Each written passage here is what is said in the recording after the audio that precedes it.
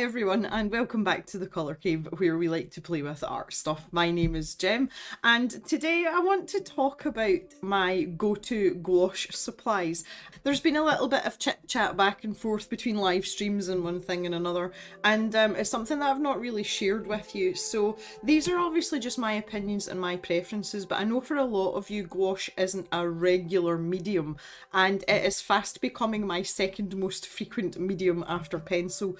And I've tried quite a lot of supplies by this point as well. So today I thought I would show you some of my favourites.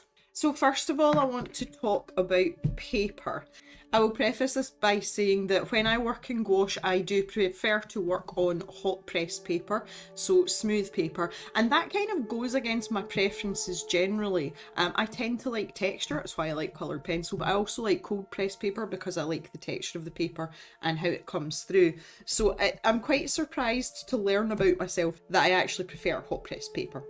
Before I talk about the hot press paper, if I'm working in gouache, I really enjoy the Sea White of Brighton watercolour paper. They're cold press watercolour paper, and I sell these watercolour journals in the stash shop, obviously minus the Jack Daniels sticker, but this is just great go-to paper. And for a cold press paper, I've done this in gouache. It takes gouache really well. I did the cover page in gouache as well. So if you're looking for a reasonably priced cold press paper, I can highly recommend the Sea White paper. They do it in loose sheets as well as in sketchbooks as well. If you'd like to get one of these sketchbooks, I do have them in different formats. I've got a little dinky square format, and we've also got some portrait and landscape ones that are A5 as well. If you'd like to check that out, you can go to the Cave website here, or the link to the website is down in the description. So I will link these specific sketchbooks below for you. Now let's get on to the good stuff. When it comes to hot press paper, I don't have a preference per se, but I have favourite papers that I use. So the first one I wanted to show you is the Paul Rubens hot press paper. I tried it as loose paper and really enjoyed it, and they do it in this cute little sketchbook format as well. I'm going to use this as a travel sketchbook. It does still have a little ribbon, you know, a bookmark ribbon, and this paper is good quality, but it's also very reasonably priced as well. And in this little dinky sketchbook there's 20 sheets and it is 300 GSM paper, and I paid the princely sum of £7.90 for this, so there's a lot of painting to be done in that, and I actually quite like the A6 format. It's kind of cute and lets you concentrate on one little thing, or even if you just wanted to do a simple little scene. So can highly recommend that if you're looking for a paper on the cheaper end. My next choice is the Langton hot pressed watercolour paper, and I find that this is a nice sort of middle of the road paper. This pad cost me around the £10 mark. So there's 12 sheets in this, but obviously they're A5. So in terms of your paper ratio, this is actually more cost effective, but obviously you pay more for it in the outset. They do this in lots of different sizes as well. They do A4 size. They also do it in the more traditional US inches sizes as well. So for example, you can get 14 by 10, which is halfway between A4 and A3. So you've got lots of choice. I like this paper in particular because I've found that it's very consistent, it's very uniform, and I like the sort of slightly off-white colour of it. It's just slightly more yellow compared to the bright white of the Paul Rubens paper, and I particularly like how smoothly paint goes down on this. You can get a really flat matte finish on this paper. My third and final paper is the expensive option. So this is what I'd use if I was painting something for someone, and this is the Arche hot press paper as well. Again, 300 GSM, and this pad is 9 by 12 inches. So again, slightly bigger than A4. 12 sheets, and this is 100% pure cotton, this paper. So this is about the best quality that you're going to get. This pad of 12 sheets retails at around 17 to 18 pounds. So substantially more expensive than your other papers, but absolutely worth it 100%. You can feel the way the paper's been put together, and it's lovely. It's very, very nice to work on, and I enjoy it very much. So there we go, a budget, a mid, and an expensive choice for papers if you're looking for a hot press paper. So when it comes to paintbrushes, there is quite a bit of difference in people's preferences, again, just like with the cold and the hot press paper. Some people like to use more of a watercolour brush and dilute down their gouache, and other people prefer to use it at the more concentrated end. I am in that latter group, and because of that I like to use a slightly firmer paintbrush, so I tend to gravitate towards synthetic bristle brushes just because they're a bit more stiff. And they hold, they can hold on to the paint and the shape a bit better than if you're using a much softer watercolour brush. These brushes here are ones that I use exclusively for gouache. There's quite a lot of them, so I'm just going to show you a couple of my favourites. And I don't think the first one I really need to do any talking about, really. You'll be unsurprised to find out that it is my good old Sea White synthetic brushes. I like these because they've got quite a bit of spring in the bristle and they cope quite well with gouache. Again, these are so reasonably priced, and that's the reason that I sell them in the stash shop. They're really good quality for the money, and they're synthetic enough not to get too bogged up with water, so you can still get very delicate details and lines. I have these brushes right through from a teeny weeny size 0 round all the way up to a size 12 round, and I've also got the flat brushes as well in the full range. And again, the flat brushes I find I use more often than the round ones. That's something that I seem to do with gouache a lot more, but I'll talk a little bit more about that in a minute. The other brand I'm getting on really well with is the Escoda Prado brushes, and these are obviously synthetic brushes as well. These are a sort of mid-price brush, and these were recommended to me to try out by somebody when I mentioned the fact that I like a sort of stiffer bristle, but not too stiff. And I've been getting on really well with these, and I really, really enjoy them. The other brush that has surprised me was a really cheap set I bought off of Amazon, and these are the Nick Pro brushes, and they came in a gigantic set, like a really wide range of different shapes and sizes.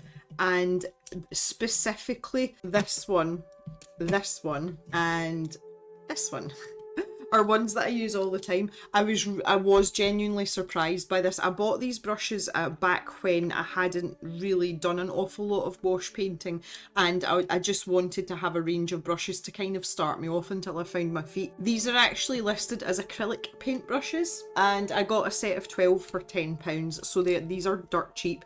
Even if they don't last a long time, I mean, I think I've had them now, I've probably had them for about 2 years, but I've only started using them regularly maybe 8 or 9 months ago, and they're holding up pretty well. They are holding their shape. So if you're looking for a starter brush, I highly recommend these. I did find that when I got them that some of the ferrules were a little bit loose down at the handle. There was a little bit of play in them, and I just took some pliers and crimped them tighter. And they dry really quickly as well because they're tackle-on brushes. And so that's great as well for making sure that you're not harbouring any nasties into your bristles.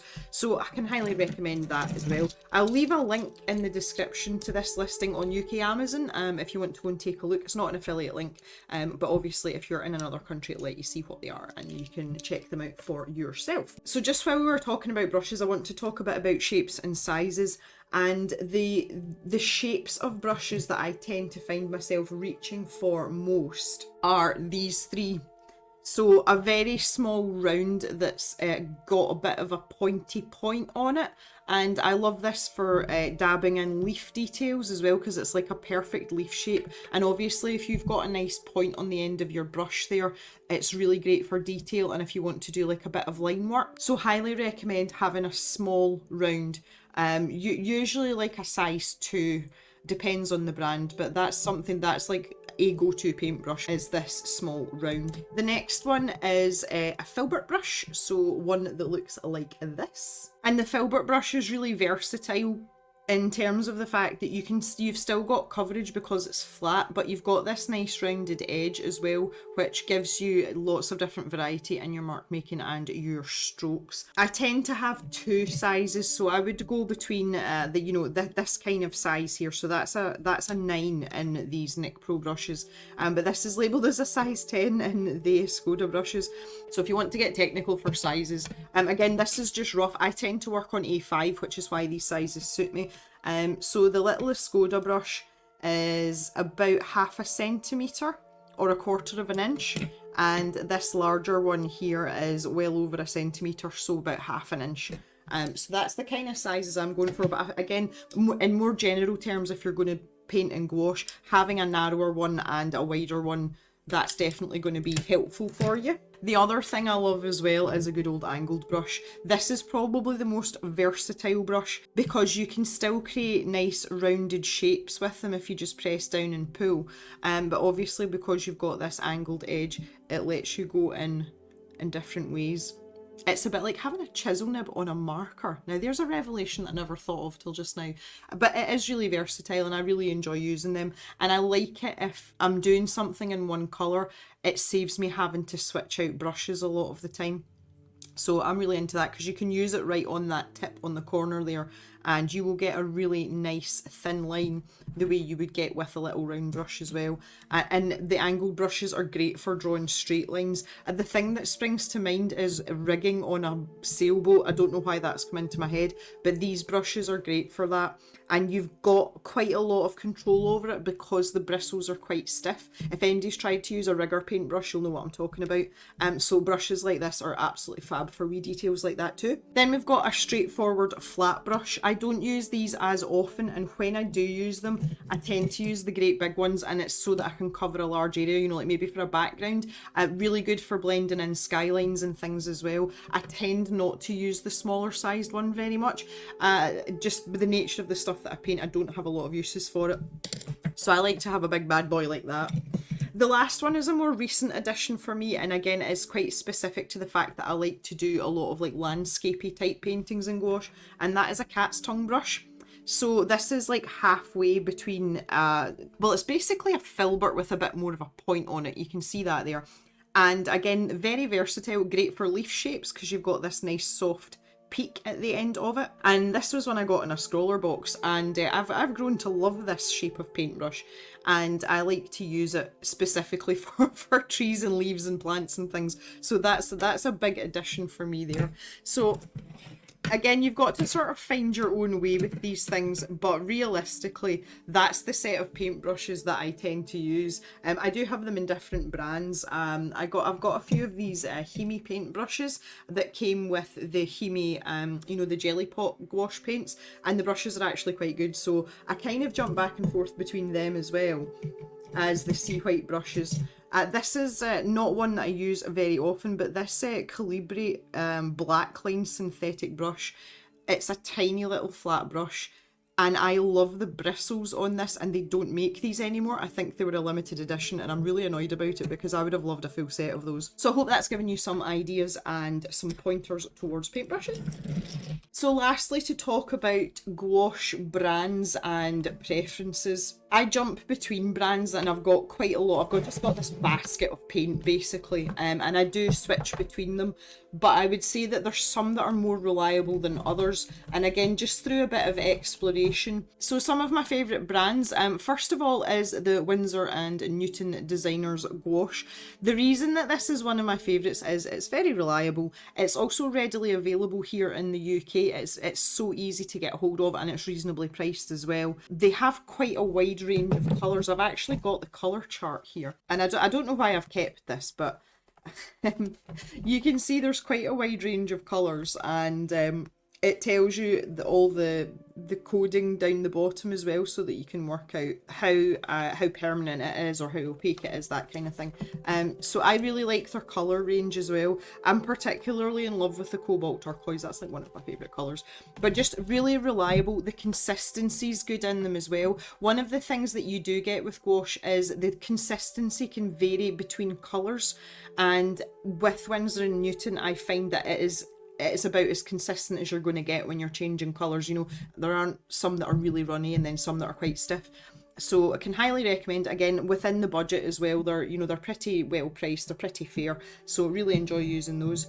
More of a recent one for me is the Schminke Designer's Gouache. Now this is a bit more expensive. I wouldn't necessarily fork out for an entire set, but it feels like you're painting in a different league with this. It goes down like velvet and you can feel it. I always talk about how paint feels under your hand or how pencils feel under your hand, and you can tell the difference, like you know when you're using Schminke Gouache, like you know. I picked out a couple of colours that I knew I would use. This is fir green, unsurprisingly, and I've been pleasantly surprised and they're well worth the money. And they do the slightly bigger tubes, they do the 20ml tubes as well, so a tube will last you a long time. One of the great things about gouache generally is a little goes a long way, and a drop of this goes for absolute miles. So you definitely get what you pay for, and in the Schminke case, in my book, it's entirely worth it. And a bit more of a surprise for me is the Talons Designer's Gouache as well. And I tripped over that in a subscription box way back when. Very reliable, I would say, like that. It's like a workhorse gouache. You know what you're getting. It's safe and it does the job. I haven't seen the colour range for this. I've only got a few colours, but this white in particular I use all the time. Again, which I'll talk about in a little bit more detail in a second. The cheaper gouaches, for example, the Arteza gouache. This is a really good option if you are looking for a slightly cheaper range, because buying these tubes of gouache, you know, that's the Windsor Newton ones, the series 1 tubes start at about £2, but you go up to series 3 and it's like £6 and £7 a tube. So it's not long before you've spent quite a lot of money building up a set, especially if you're looking to work quickly and you don't want to have to mix a lot of colours. So buying a set like the Arteza gouache, they come in great big packs. This is fine, like it's fine to work with. I think it's an acceptable level of paint to work with, regardless of whether you're a beginner or a professional. It has light fast ratings on it as well, and they've got some quite nice shimmer colours and stuff as well, so if you want to be a bit more adventurous, I can recommend this as sort of halfway between artist grade and student grade. It's like somewhere in the middle. But again, I've been quite surprised. The colours are really vibrant as well, and the fact that they've got light fast ratings on them as well makes me really happy. Okay, so I want to talk specifically about white paint, and white is probably one of the most used colours in gouache because it's how we lighten up our colours. And there's different types of white. All whites are not made equal. You will see quite often titanium white and you will see zinc white. And basically your titanium white is an opaque white. That's the white that I would use for mixing. But you do have some brands that will label it a mixing white. So the gouache from Schminke here, it's actually called mixing white, so there's no way of you mixing it up. You need to be aware of that when you're actually looking at your gouache. And these, I don't use the Schminke gouache very often because I've got about 5 tubes open, but the Windsor Newton and the Talons gouache, I kind of jump between these. I use them interchangeably. I've actually got 2 tubes of the Talons gouache open at the moment. You go through so much of it, you go through it really quickly. Again, just reliability factors, really easy to use. This mixes really well, it plays really well with other paint, and I like the tube size as well because I say we do go through it fairly quickly. So even if you're not a fan of the Talons gouache, generally speaking, I would highly recommend getting a tube of the white because it is great for mixing. So one last thing that is a must for me but is not necessarily in the same category as talking about all this stuff is what I like to mix my gouache on, and it is just a humble, and it's actually an old IKEA 365 plate. I had this in my student starter set many years ago. And the reason I like to use a plate like this is there's a lot of mixing and degrees of mixing that goes on, and it's much easier to do it on a smooth surface than to have wells where you're constantly going back and forth. You know, there's a lot of smooshing of colours, and you can see the directions that I've smooshed the colours, and it's almost like points on a clock. You know, I usually smoosh from the centre outwards, but anyway. So I find it really handy to have something like that. You don't need something fancy. You don't need a great big fancy palette. Get yourself one of these. I much prefer these over plastic palettes, and that's a general preference. It's not related to gouache. I don't like using plastic palettes because I hate washing them and I hate the way that they get stained. This has been stained very gradually over, well, however many years I've had this plate, and the 6 years that I've been painting.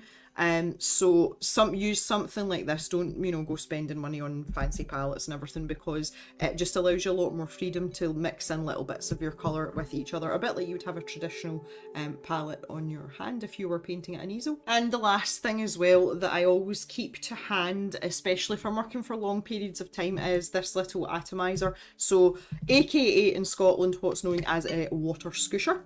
Scoosh scoosh. And you can get to a point, if you're working, especially if you're working in small quantities, your gouache might start to dry out a little bit, and if you just give it a wee scoosh with one of these as you go along, it's enough water to stop it drying out, but it's not too much that it's going to dilute the colour down. So that's really handy to have as well. Aside from that, usually just a couple of rags to wipe brushes on, and, you know, pots of water and all that kind of stuff. But I hope that you found this interesting today, and if you're looking for gouache supplies that might be able to sort of nudge you in the right direction, I have tried to include a range of supplies in different budgets. You all know that I am very much in the camp of art should be accessible to everyone, so hopefully someone somewhere will get some use out of this. So I just want to thank you very much for watching. Thanks for coming and hanging out, and I will see you back in the cave really soon for another video. So have a great day, everyone. Bye bye for now.